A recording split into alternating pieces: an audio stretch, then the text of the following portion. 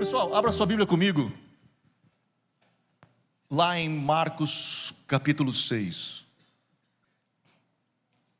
Marcos capítulo 6 conta a história da primeira multiplicação dos pães, que é uma história que vocês conhecem. Eu vou ler só um trechinho dela. Diz assim no verso 35. Ao declinar a tarde, os seus discípulos se aproximaram dele e disseram: o lugar é deserto e o dia já está muito adiantado, despede-os para que vão aos campos e aldeias circunvizinhas e comprem para si o que comer. Ele, porém, lhe respondeu: dai-lhes vós mesmos de comer. E disseram-lhe uns: iremos nós, compraremos 200 denários de pão para dar de comer? E ele lhe disse: quantos pães tendes e de ver? E você conhece a história, foram ver e voltaram, tem 5 pães e 2 peixes. Vamos orar. Papai, abençoa, Senhor, a Tua palavra, que nós estejamos sensíveis à Tua voz, que possamos ouvir a Tua voz. Fala conosco nessa noite, eu te peço em nome de Jesus, amém. Cara, você conhece a história, acredito eu, da multiplicação dos pães e peixes. Mas tinha lá 5.000 homens, fora mulheres e crianças. Acredita que mais ou menos 20.000 pessoas estavam reunidas naquele culto de Jesus. E o pessoal tem fome, Jesus diz: bora, vamos alimentar esse povo. Chama os discípulos e diz: dai-lhes vós mesmos de comer. Ele diz: Jesus, você não entendeu, não tem comida. E tem uma galera aí, os caras estão com fome, acho melhor nós despedirmos. E ele diz: o que nós temos aí? Aí eles já tinham feito a pesquisa lá, e diz: cara, tem 5 pães e 2 peixes. Jesus pega aqueles 5 pães, 2 peixes, é uma outra pregação, mas ele pega aqueles 5 pães e 2 peixes e dá graças. E nesse ambiente de ações de graças, começa o processo do milagre. Quando ele começa a agradecer pelo pouco que tem, mas o pouco nas mãos de Jesus, alimenta multidões. Ele pega aqueles 5 pães e 2 peixes, distribui eles em grupos, aquela multidão em grupos, e dá comida aos discípulos. E esses discípulos pegam este pão, esses peixes, e eles começam a dar esse peixe para aquela multidão. E você conhece a história, acho pelo menos, que no final a Bíblia diz que sobram 12 cestos cheios de comida. Eu não sei como pode ter acontecido isso, né, cara, de sobrar 12 cestos cheios. Você imagina de 5 pães e 2 peixes ter 12 cestos cheios de comida. Como é que eles foram multiplicando comida a ponto de sobrar comida? Eu não sei como é que aconteceu isso. O Bill Johnson, ele fala um negócio que eu acho legal, que ele diz o seguinte, e pode até acho que pode, faz sentido, né? Ele diz o seguinte, que os discípulos pegavam o pão, eles quebravam o pão e entregavam para a pessoa. Quando eles olhavam para o pão tinha crescido. Eles quebravam o pão, entregavam para a pessoa. Eles quebravam. E o troço ficava tuf, tuf, tuf, tuf, tuf. E os caras ficaram aqui. Digo, deu! Quando alguém gritou, deu! 12 cestos cheios. Cara, alimentou todo mundo. E os caras brincando na cara. Imagina isso, cara, na tua cara, mano. Na cara do gol, assim, o negócio. Pá, e não parava, e não parava, e não parava. Cara, eu nunca tive perto de alguém, eu nunca vi alguma coisa assim, eu nunca vi multiplicação de comida, mas eu já ouvi história de pessoas que eu confio, que viveram isso. Uma delas é a Heidi Baker, que ela conta, né, lá na África, um dia foram dar frango para a galera, era tipo uma galinhada, assim, foram dar, e começou a chegar gente, quando descobriram que ia ter carne, né, e começou a chegar gente, e aí chegaram para ela e disseram assim: eu acho melhor nós parar com esse negócio aí, porque não dá para ninguém, porque a hora que nós começar a dar e faltar comida, a galera vai loucura aqui, né, eles vão vir e vão quebrar tudo aqui. E aí ela diz: agora, a gente para ou segue? E ela diz: cara, não, nós temos que estender a mão, nós vamos dar. E ela começou a dar, e eles foram servindo, e ela conta, isso eu ouvi dela, ela contando assim, que o pessoal tirava a tampa, enfiava na panela e tapava, e botava no prato, para não olhar, sabe, tipo assim, nós vamos indo aqui, até onde vai, e olhando na rua. Cara, e eles alimentaram todo mundo, e ainda sobrou comida na panela. Coisas que vai acontecendo, que Deus vai multiplicando, que a gente fica assim: cara, como é que acontece isso? E os discípulos ficaram maravilhados com isso, cara. Imagina isso acontecer na tua vida. Não é todo dia, cara, que tu vê um milagre desse. Não é todo dia que uma coisa desse nível acontece. Eles viveram isso. Olha a história seguinte, o verso 45. Imediatamente obrigou os seus discípulos a subir para o barco, e passaram adiante para o outro lado, a Betsaida, enquanto ele despedia a multidão. Acabaram de ter um milagre, aquela galera comeu toda. A Bíblia diz que Jesus obriga os discípulos, não é uma sugestão, ele obriga os discípulos a entrar num barco. E galera, vai para a água. Enquanto eu aqui despeço aqui, faço a finaleira do nosso culto aqui, vocês vão para a água. E ele obrigou os discípulos a irem para a água. Ele despede a multidão, verso 46. E tendo despedido, subiu o monte a orar. E sobrevindo a tarde, estava o barco no meio do mar, e ele sozinho em terra. E vendo-os fatigados a remar, porque o vento lhes era contrário, por volta da 4ª vigília da noite, aproximou-se deles andando sobre o mar. E queria passar à frente deles, mas quando o viram andar sobre o mar, cuidaram que era um fantasma. Deram grandes gritos, porque todos os que viam estavam aterrorizados. Mas ele logo lhes disse: tende bom ânimo, sou eu, não temais. Então subiu para o barco para estar com eles, e o vento se aquietou, e entre si ficaram atônitos, pois não tinham compreendido o milagre dos pães, antes o coração deles estava endurecido. Olha essa história, cara. Jesus obriga os discípulos a ir no barco. Ele despede a multidão e ele vai orar. Ele fica um tempo, ora a tarde inteira. Entrando já à noite, ele sai da oração. E os discípulos estão lá, cara, sofrendo, cara, contra a maré, remando, cansado para burro, não indo para lugar nenhum. E Jesus pensa: vou lá com essa galera. Só que ele vai num jeito não ortodoxo. E ele vai caminhando sobre as águas. E ele pensa: eu vou passar na frente deles. E quando eles veem aquele vulto caminhando na água, os caras gritam: fantasma! E dão um grito de terror. Tu imagina esses discípulos, cara, gritando no barco, aterrorizados. Jesus chega no barco, passa por cima, no barco. E aí diz o seguinte: galera, relaxa. É nós.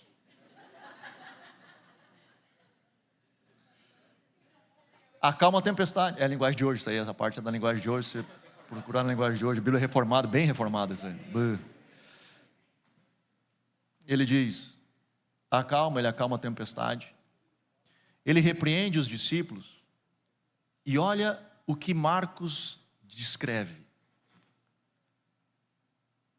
Verso 52. Pois não tinham compreendido o milagre dos pães. Antes, o seu coração estava endurecido.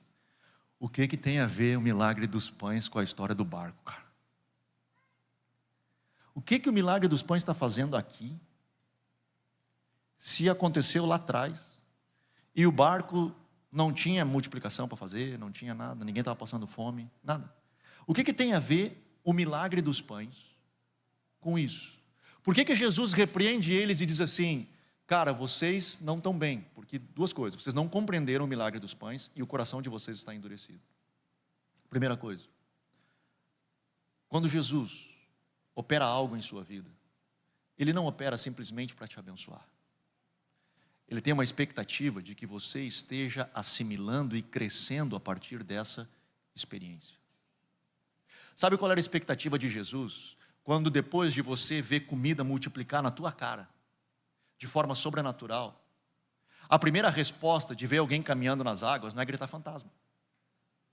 A expectativa de Jesus era que eles já pudessem entender que o mestre deles fazia coisas que era diferente da realidade deles. E portanto, quando Jesus opera o milagre da multiplicação dos pães, Ele não está somente alimentando uma multidão, mas Ele está capacitando os seus discípulos, entendendo: pessoal, vocês estão caminhando comigo agora. A experiência que você está tendo comigo não é simplesmente para você ver o milagre, não é simplesmente para você ficar feliz de estar sendo abençoado.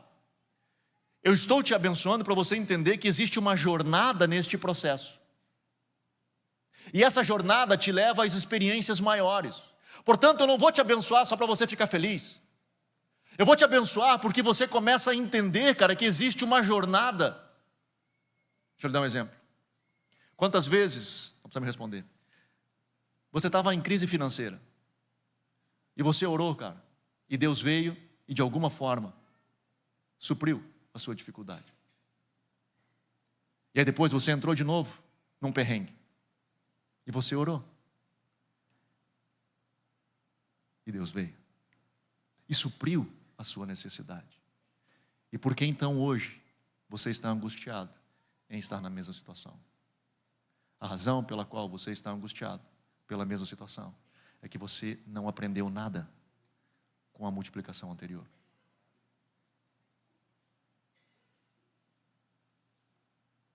O que você estava só esperando era o milagre.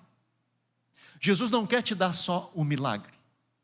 Ele quer te ensinar a partir da experiência que você está tendo com Ele. A segunda coisa que Jesus repreende deles e diz: sabe qual é o problema de vocês? É que vocês são duros de coração. E cara, dureza de coração é um problema para todos nós. E nós podemos ficar duros de coração por várias razões. Pessoas ficam duras de coração quando são decepcionadas. Se decepcionam com alguém. Às vezes se decepcionam com o cônjuge e ficam duras de coração para o cônjuge. Às vezes se decepcionam com amigos e ficam duras de coração para com o amigo. Às vezes se decepcionam com Deus e ficam duras de coração para Deus. Se decepcionam com a vida, com as experiências. A decepção, ela endurece o nosso coração. Ela endurece. Às vezes nós ficamos endurecidos, com o nosso coração endurecido em relação a determinadas pessoas que nós nem sabemos real da história, mas um amigo nosso que foi ferido por aquela pessoa nos conta uma história e nós ficamos chateados com aquela pessoa e endurecemos o nosso coração por aquela pessoa porque compramos a briga do nosso amigo. Estamos fechados com aquela pessoa. Cara, o nosso coração ele se endurece por tantas razões. Neste caso, dos discípulos em específico, a dureza de coração deles, a razão pela qual eles estavam duros de coração, é que eles haviam optado por não aceitar o processo. Por não aceitar seguir adiante nesse convite que Jesus estava fazendo para eles, para dizer, bora lá, vamos crescer, vamos desenvolver, eu estou aqui com vocês, estou discipulando vocês, bora, vamos crescer. Eles optaram por não sair da sua zona de conforto.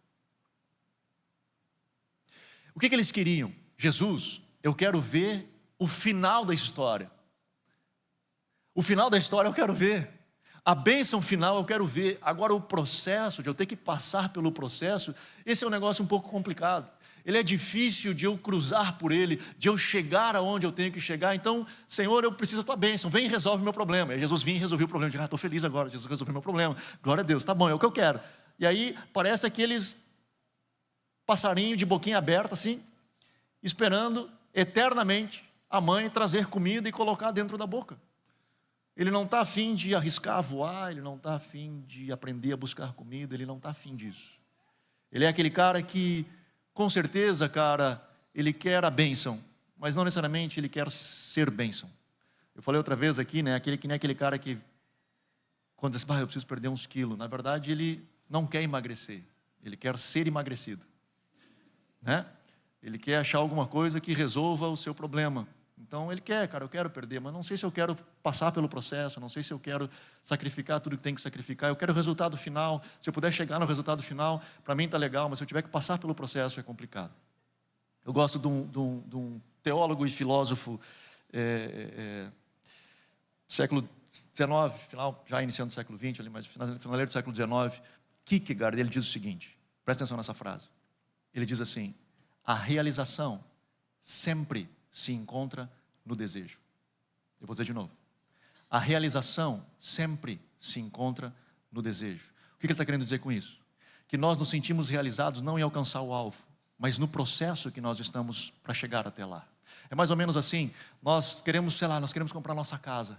Nós vivemos de aluguel e queremos comprar nossa casa. A gente senta com a família toda e diz, pessoal, agora olha só, nós temos que economizar. E nós vamos economizar, nós vamos deixar de fazer não sei o quê, nós vamos lá, e aí você vai, cara, ele começa a economizar, 1 ano, 2 anos, 3 anos. E depois daquele processo todo que se compra a casa, você está feliz de ter comprado a casa. Você está realizado de ter comprado a casa. Mas logo depois você pensa, tá, e agora? Qual que é o próximo passo? O que a gente faz depois da gente chegar? Por uma razão simples, a realização, ela está no desejo. É o fato de eu desejar aquilo, a gente correr atrás, aquilo tudo envolve o processo. Abraçar o processo Ele é precioso demais. Essa semana me convidaram para uma palestra. E o cara que me convidou, um amigo meu me convidou, ele disse, cara, olha só, vai ter uma palestra de um brasileiro que, aqui no Hamburgo, né, vai estar dando uma palestra aqui no Hamburgo, um brasileiro que subiu o Everest, escalou o Everest, e ele já fez 7 montanhas, as mais altas que tem, ele já fez, nos 5 continentes. Né, nos 5 continentes, as 7 montanhas mais altas ele fez, incluindo o Everest. Bora na palestra? Eu digo, bora, cara. Eu pensei comigo assim, quando é que eu vou ver um maluco, um brasileiro, passar por Novo Hamburgo de novo, né, que escalou o Everest? Eu vou lá ter que ouvir esse cara. E aí eu fui para ouvir esse cara. Chego lá para ouvir ele, descubro um negócio. Olha como a gente é idiota. Eu descobri um negócio. É um hamburguense, olha isso. E não só é um hamburguense, é irmão de um amigo nosso. Que é o Gilberto Tem, ou Toen. Né? E eu digo, não, um hamburguense. Cara, e eu gosto desse tipo de coisa, cara. Tudo aquilo que exige um processo mental para você chegar no objetivo, eu sou apaixonado. Eu amo esse troço. E aí eu estava lá assim, tipo, cara, fala, mano, fala que eu quero, né? Fala que eu quero ouvir, mano. E ele contando essa história dele, cara, demorou 50 e tantos dias, desde que ele saiu de Novo Hamburgo até chegar no pico do Everest. E aí ele diz, cara, demorou 50 e tantos dias, 52, 55, não lembro mais. E aí, quanto tempo tu ficou lá? 30 minutos. Eu falei, quanto tu ficou lá? 30 minutos. E ele disse, e tem gente que fica só 3. Eu digo, Cara, e eu ouvindo tudo isso, e aí dá um processo difícil, cara, porque para te subir, o ataque que tu faz, né, desde do acampamento 4 até o pico, e depois desce para o acampamento 4, dá mais ou menos 70 horas que tu fica acordado sem dormir, tu tem que ficar acordado para fazer todo o processo. E a parte mais difícil é depois, quando você volta, né? Porque é onde acontece a maioria das mortes, é na volta, porque você está exausto já, o teu corpo está cansado, você está voltando neste processo. Então é um negócio muito difícil, assim. Cara, eu ouvindo ele falar, fascinado com tudo aquilo, eu fiz uma pergunta para ele, e eu disse assim, cara, 2 perguntas eu fiz. A primeira, qual foi a coisa mais difícil que tu enfrentou nisso tudo? E a resposta dele foi, cara, teve várias. E eu teve um momento na minha vida, em uma das escaladas, que foi muito difícil. Mas uma coisa eu aprendi ao longo de todas essas escaladas, e aprendi com o meu guia. Mano, não importa o quão difícil tá. Tem que ser feito. Então bora lá. Para de resmungar. Para de chorar. Para de mimimi. Cara, aqui tu não pode travar. Tu não pode parar. Porque se tu parar, tu mata o cara de trás. Porque está todo mundo um atrás do outro, e se alguém travar no meio, cara, morre vários. Então eu não posso achar ruim, eu não posso achar difícil, eu preciso seguir avançando. Essa é a primeira coisa. E a outra pergunta que eu fiz para ele foi, cara, e se tu tivesse oportunidade, eu sei que não é possível, pode parecer até idiota a minha pergunta para ti, mas se tu pudesse pegar um helicóptero, que não é possível, porque o helicóptero não voa até 8.400 metros de altura, né? Ele vai até mais ou menos 5, se eu não me engano. E aí não vai até lá. E outra, tem toda uma questão de aclimatação, tu não consegue sair daqui e subir a 8.000 e tantos metros lá e sobreviver, né? Porque a questão de oxigênio e tudo isso. Mas se fosse possível, minha pergunta não era fisiológica, era mais filosófica. Se tu sobe, se tivesse uma oportunidade de tu pegar um helicóptero aqui e chegar lá em cima e ficar lá, cara, assistir essa vista, que ele passou 50 e tantos dias subindo, para ficar 30 minutos olhando, tu subiria? E aí ele diz, cara, talvez. Mas ele me respondeu assim, mas tem uma situação. Depende do valor que tu coloca nisso. Por quê? O valor não é o financeiro. O valor é, sabe o que dá valor à vista? Foi o processo. Talvez para você pegar um helicóptero, bancar um helicóptero, chegar até lá em cima, talvez para você tenha sido um enorme de um esforço. Talvez. Mas o que vai dar valor à conquista é o processo. O que vai dar valor aonde você chega, cara, é o quanto você suou para chegar lá. É você colocar sua vida em risco, em dificuldade, para chegar lá, para conquistar algo lá. Cara, os discípulos, eles não estavam preocupados com isso, cara. Eles queriam só o resultado final. E Jesus estava numa jornada com eles, ensinando o processo. De abraçar o processo. Cara, mas está difícil, está complicado. Cara, é a vida. Se você ainda não notou, é a vida. Tem alguns que sentam e choram. E tem outros que abraçam o processo e dizem, bora lá, nós vamos avançar. custe o que custar, tenho que fazer. Se caiu no meu colo, eu vou resolver esse pepino. Cara, caiu no meu colo, nós vamos resolver esse negócio. Ah, mas tem tanta gente que não sei o quê. A vida é dos outros, a minha vida é essa. E se caiu no meu colo isso, eu preciso resolver isso. Vai. Ah, mas comigo não sei o quê, com fulano lá não sei aonde. Eu não sou fulano, mas sou eu. É a minha vida. É a minha vida. Eu preciso encarar, mano. Eu preciso levantar a cabeça e seguir avançando. Só que, de novo, qual que é a nossa dificuldade? Cara, eu quero alcançar coisas. Mas eu não quero, cara, passar 5 anos numa faculdade. Eu quero o diploma. Hã? Eu não quero, cara, ter que cruzar todo um processo para chegar lá. Eu quero chegar lá. E hoje é o que a gente mais vê na internet. É vendedor de sonho. E todo mundo compra os cursos e tudo porque o cara promete que você vai chegar lá com o menor esforço possível. Não vai! Desculpa se eu te decepcionei. Mas a vida é dura, mano, se você ainda não entendeu. Cara, ela é. E eu não estou te amaldiçoando com isso. Não é. Mas ao invés da gente ficar imaginando, cara, Alice no País das Maravilhas, a gente precisa viver. A gente precisa dizer, Jesus, tá top, mano, eu vou dar a mão aqui, cara. E eu vou começar cada jornada que eu vou caminhando contigo, eu vou aprendendo e eu vou crescendo. E aí então quando vem a dificuldade, ao invés de eu olhar e achar que é fantasma, eu vou conseguir identificar que existe ali aquele cara que já veio sobre a minha vida e já operou tantos milagres na minha vida e que eu posso confiar a minha vida nele, ele vai vir ao meu encontro. Então ao invés de eu olhar e dizer é um fantasma, eu estou dizendo, eis que o meu Redentor vive. Eu estou aprendendo no processo. Eu entrei numa jornada e eu estou aprendendo no processo. Então, cara, a gente tem que levantar a cabeça e dizer, Jesus, bora lá. O que eu não estou entendendo? Por que eu continuo vendo fantasma? Por que eu ainda não consegui, cara, identificar de que tu estás vindo e que o príncipe da paz habita dentro de mim? E que, claro, eu vou ter meus momentos de dificuldade, eu vou ter as minhas dores, eu vou ter as minhas mazelas, eu vou ter momentos que eu vou questionar a minha fé, que eu vou dar aquela balançada. Claro, cara, todos nós temos isso, faz parte da nossa vida. Mas em algum momento eu preciso parar e conectar e olhar para trás e ver, não, só um pouquinho, cara. Deus já fez tantas coisas na minha vida. Ele já vem fazendo na minha vida. Bora lá, levantar a cabeça. Não, não é um fantasma, cara. É o Cristo que está vindo ao meu encontro. Então nós precisamos deixar de ter um coração endurecido, de não querer sair da nossa zona de conforto, de ficar parado aqui com aquela boquinha aberta assim, como um passarinho esperando a mãe colocar, e começar a nosso voo. E começar a abraçar o processo e dizer assim, não, cara, bora lá, nós vamos seguir adiante. Cara, eu vou, nós vamos fazer isso. Esse é um grande desafio para mim e para você, para todos nós. Para todos nós. Jesus está movendo, cara. Jesus está fazendo coisas preciosas hoje. Nós precisamos conseguir identificar isso e aprender com isso. Amém? Vamos ficar de pé.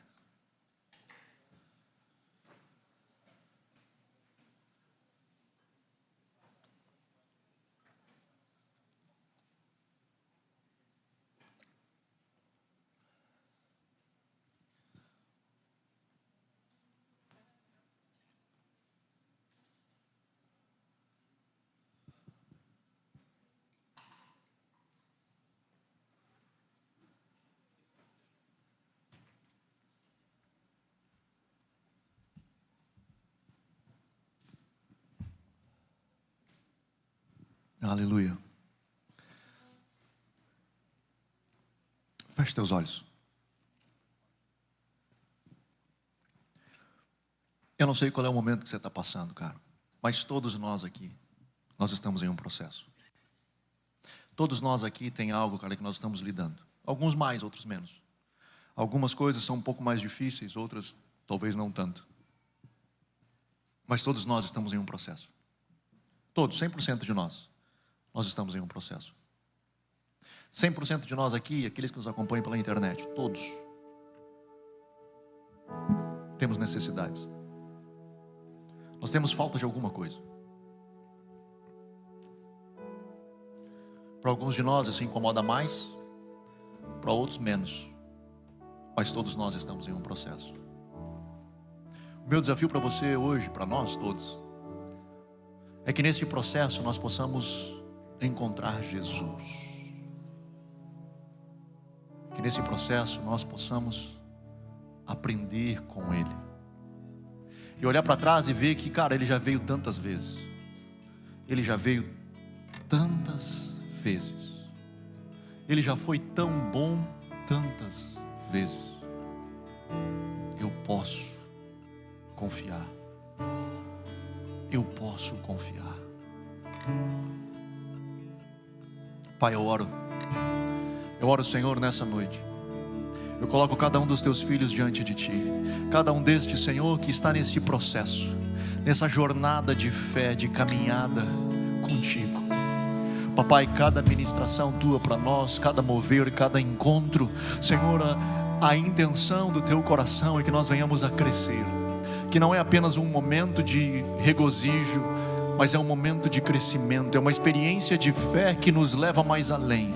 Portanto, Senhor, ajuda-nos a aprendermos. Senhor, que nós estejamos sensíveis e não com o coração endurecido, mas que estejamos sensíveis para aprender de Ti, em cada experiência Tua, em cada mover Teu, em cada transformação, em cada vez que Tu te manifestas sobre a nossa vida. Papai, que seja uma experiência que acrescente em nós, que não venhamos a tirar isso para comum, mas que nós possamos crescer e aprender contigo.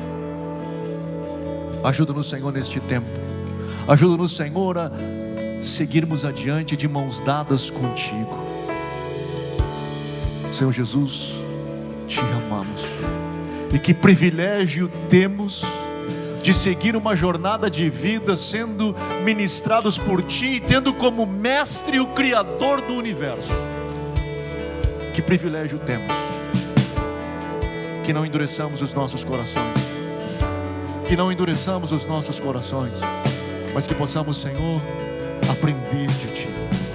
Eu oro nessa noite, em nome de Jesus.